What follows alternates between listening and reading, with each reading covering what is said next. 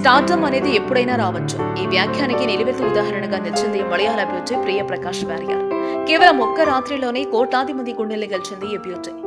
బరోదార్ love చిత్రంలోని మాణిక్యమలరాయ పూది అంటూ సాగే పాటలో ప్రియా ప్రకాష్ చేసిన కనుసైగలకు యావత్ భారతదేశం పడిపోయింది.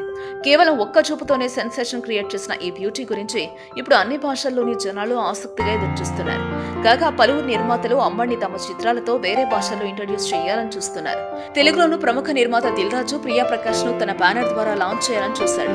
కానీ కొన్ని కారణాల వల్ల అది కుదరలేదు. ఇప్పుడు మరో ప్రెస్టీజియస్ బ్యానర్ యూవీ క్రియేషన్స్ వారు ప్రియా ప్రకాష్ ను తెలుగులో లాంచ్ చేయడానికి రెడీ అవుతున్నారు. UV creations banner international star Prabhas కు చెందిన ఫ్రెండ్స్ ది అని ప్రియా ప్రకాష్ కూడా తెలుసుకుంది. ఇదిలా ఉంటే తెలుగులో ఎంట్రీ ఇచ్చేందుకు తాను సిద్ధంగా ఉన్నారంటూ యూవీ క్రియేషన్స్ వారికి క్లూ పంపిందట ప్రియా. మరి అమ్మడు ఎలాంటి సినిమాతో తెలుగులో సరికొత్త సెన్సేషన్ క్రియేట్ చేస్తుందో చూడాలి.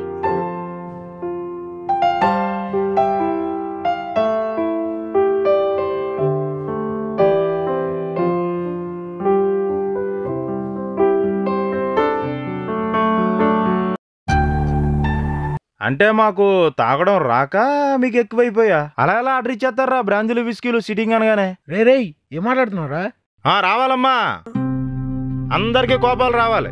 ఎవడికెక్కడ తగలాలో అక్కడ తగలాలి నా మాటలన్నీ. మరి సిట్టింగ్ ఏం తాగిందామని తీసుకొచ్చారు? మాకు గతి లేక నాటకం ముందు నుంచి ఆడుతున్నారు కదా మమ్మల్ని ఆడించడానికి.